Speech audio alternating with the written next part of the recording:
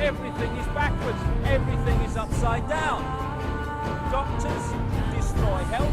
Lawyers destroy justice. Universities destroy knowledge. Governments destroy freedom. The major media destroys information. And religions destroy spirituality. I think there's more to know here. We always kill the guys who try to help us. Isn't that strange? We let the little demons run amok always. John Lennon, murder. John Kennedy, murder. Martin Luther King, murder. Gandhi, murder. Reagan. Ladies and gentlemen, the very word secrecy is repugnant in a free and open society. And we are, as a people, inherently and historically opposed to secret societies, to secret oaths, and to secret proceedings. Even today, there is little value in opposing the threat of a closed society by imitating its arbitrary restrictions. Even today, there is little value in ensuring the survival of our nation. We are opposed around the world by a monolithic and ruthless conspiracy that relies primarily on covert means for expanding its sphere of influence, on infiltration instead of invasion, on subversion instead of elections, on intimidation instead of free choice, on guerrillas by night instead of armies by day. It is a system which has conscripted vast human and material resources into the building of a tightly knit, highly efficient machine that combines military, diplomatic, intelligence, economic, scientific, and political operations. Its preparations are concealed, not published. Its mistakes are buried, not headlined. Its dissenters are silenced, not praised. No expenditure is questioned, no rumor is printed, no secret is revealed. This evening, I come to you with a message of leave-taking and farewell, and to share a few final thoughts with you, my countrymen. We have been compelled to create a permanent armaments industry of vast proportions. 3.5 million men and women are directly engaged in the defense establishment. The total influence, economic, political, even spiritual, is felt in every city, every state house, every office of the federal government. We recognize the imperative need for this development, yet we must not fail to comprehend its grave implications. In the councils of government, we must guard against the acquisition of unwarranted influence, whether sought or unsought, by the military-industrial complex. The potential for the disastrous rise of misplaced power exists. Every society in history for the last 4,000 years has found that the debts grow more rapidly than people can pay. And the problem is a small oligarchy of 10% of the population at the top to whom all of these net debts are owed to. You want to annul the debts to the top 10%. That's what they're not going to do. The oligarchy is running things. They would rather annul the bottom 90% right to live than to annul the money that's due to them. They would rather strip the planet and shrink the population and be paid rather than give up their claims. That's the political fight of the 21st century. My job on Wall Street was to be balance of payments economist for the Chase Manhattan Bank in the 1960s. My first job there was to calculate how much debt could third world countries pay. And the answer was, well, how much do they earn? And whatever they earn, that's what they can afford to pay in interest. And our objective was to take the entire earnings of a third world country and say, ideally, that would be all paid as interest to us. Look, don't give me a hard luck story. I hear them every day. And quite frankly, they bore me. The facts are simple. In 1973, this bank gave you a loan, and you still haven't paid it back. Admittedly, you paid back the initial sum, but not the interest, which to date amounts to 9 times the amount originally borrowed. 9 times. So you better get your act together. Times are tough, and we're all having to clamp down. And don't look at me like that.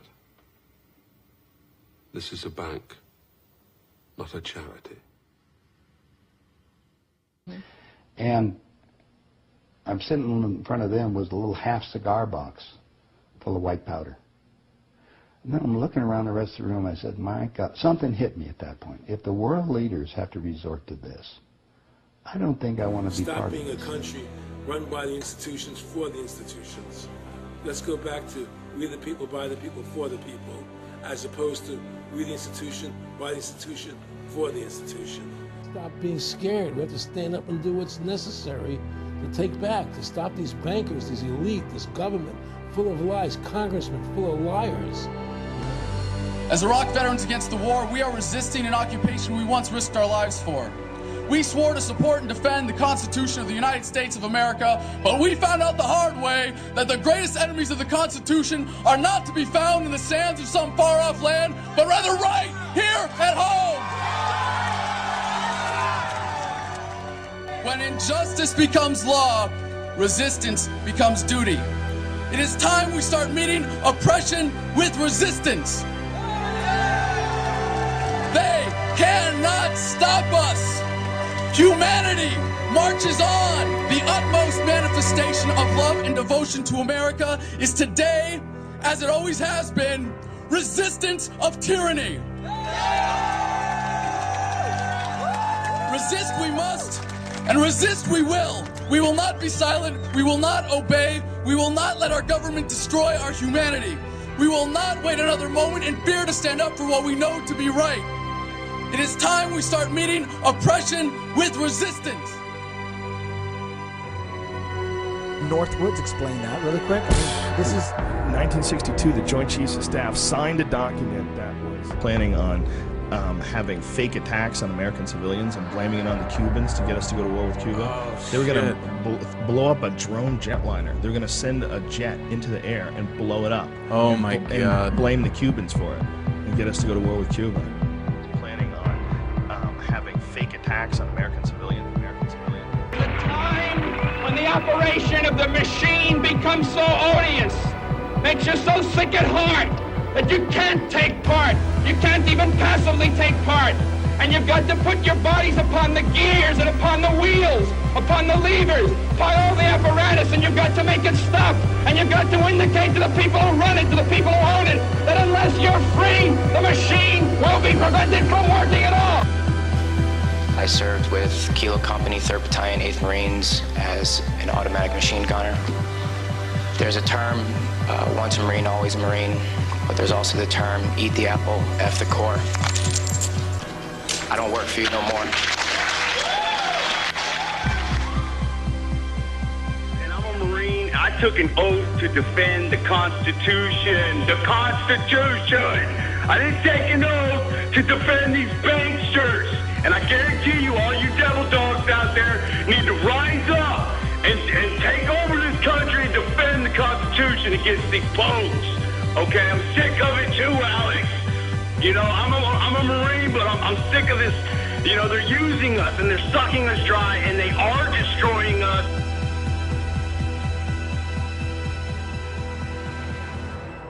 People should not be afraid of their governments. Governments should be afraid. That all politics is immersed in corruption. Let me say it again. Communism, socialism, fascism, the Democrats, the liberals, we want to absorb human beings. Women's lib, all organizations that believe in a better life for man. There are no Negro problems or Polish problems or Jewish problems or Greek problems or women's problems. They're human problems. To come into socio-cyberneering and take your part and function. We are not concerned with the divisions of segments of society. I'm sorry, but I don't want to be an emperor. That's not my business. I don't want to rule or conquer anyone. I should like to help everyone if possible. Jew, Gentile, black man, white. We all want to help one another. Human beings are like that. We want to live by each other's happiness, not by each other's misery. We don't want to hate and despise one another. In this world there's room for everyone, and the good earth is rich and can provide for everyone. The way of life can be free and beautiful, but we have lost the way.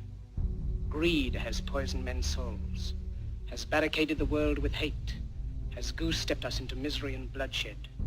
We have developed speed, but we have shut ourselves in. Machinery that gives abundance has left us in want. Our knowledge has made us cynical, our cleverness hard and unkind. We think too much and feel too little. More than machinery, we need humanity. More than cleverness, we need kindness and gentleness. Without these qualities, life will be violent, and all will be lost.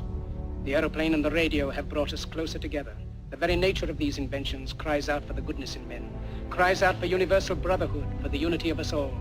Even now, my voice is reaching millions throughout the world, millions of despairing men, women, and little children, victims of a system that makes men torture and imprison innocent people. To those who can hear me, I say, do not despair. The misery that is now upon us is but the passing of greed, the bitterness of men who fear the way of human progress. The hate of men will pass, and dictators die, and the power they took from the people will return to the people. And so long as men die, liberty will never perish. Soldiers, don't give yourselves to brutes, men who despise you, enslave you, who regiment your lives, tell you what to do, what to think, and what to feel, who drill you, diet you, treat you like cattle, use you as cannon fodder. Don't give yourselves to these unnatural men with machine minds and machine hearts. You are not machines, you are not cattle, you are men. You have the love of humanity in your hearts. You don't hate, only the unloved hate, the unloved and the unnatural. Soldiers, Don't fight for slavery, fight for liberty. In the 17th chapter of St. Luke it is written, the kingdom of God is within man, not one man nor a group of men, but in all men, in you. You, the people, have the power to create machines, the power to create happiness. You, the people, have the power to make this life free and beautiful, to make this life a wonderful adventure. Then in the name of democracy, let us use that power. Let us all unite. Let us fight for a new world, a decent world, that will give men a chance to work, that will give youth a future and old age a security. By the promise of these things, brutes have risen to power, but they lie. They do not fulfill that promise. They never will. Dictators free themselves, but they enslave the people. Now let us fight to fulfill that promise. Let us fight to free the world, to do away with national barriers, to do away with greed, with hate and intolerance. Let us fight for a world of reason, a world where science and progress will lead to all men's happiness. Soldiers, in the name of democracy, let us all unite!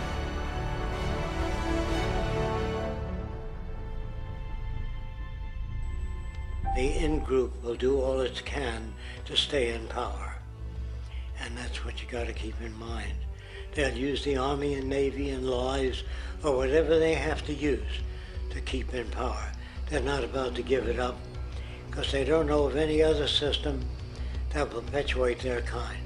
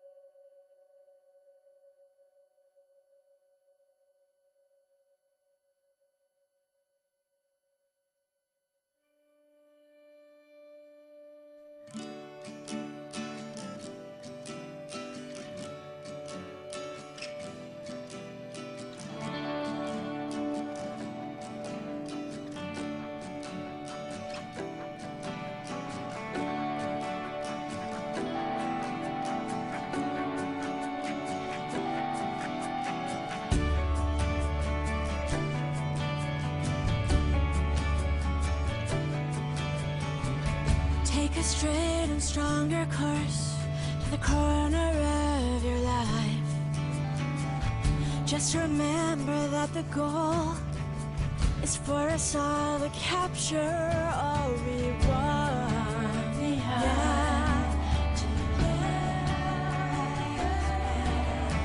Don't surround yourself with yourself. Move on back to squares. Send an instant karma to me, and I shall live with love and care for yourself. 'Cause it's time and time with your time, and this news is captured for the Queen to use.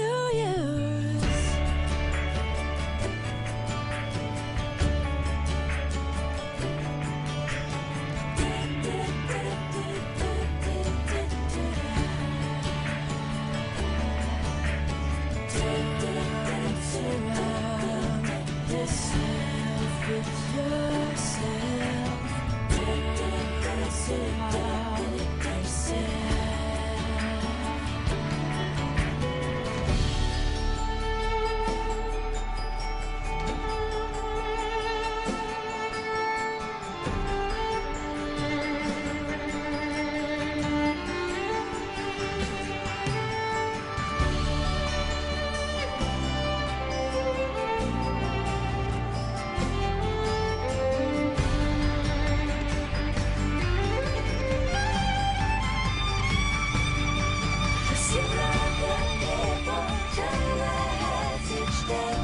Satisfied, I'm on my way.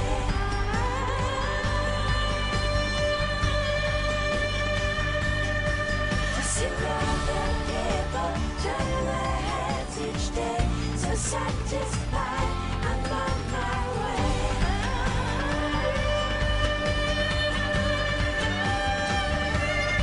To see all the people turn their heads each day. So satisfied.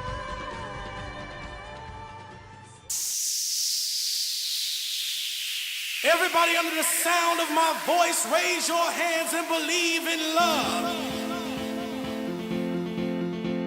If you believe,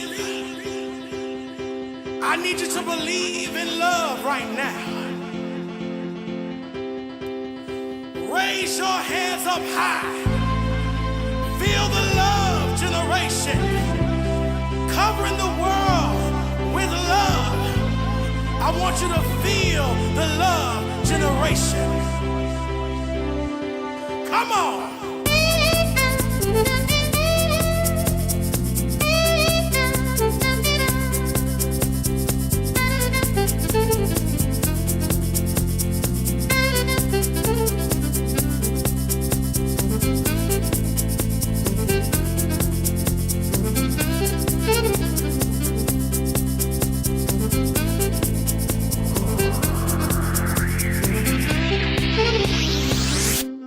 Come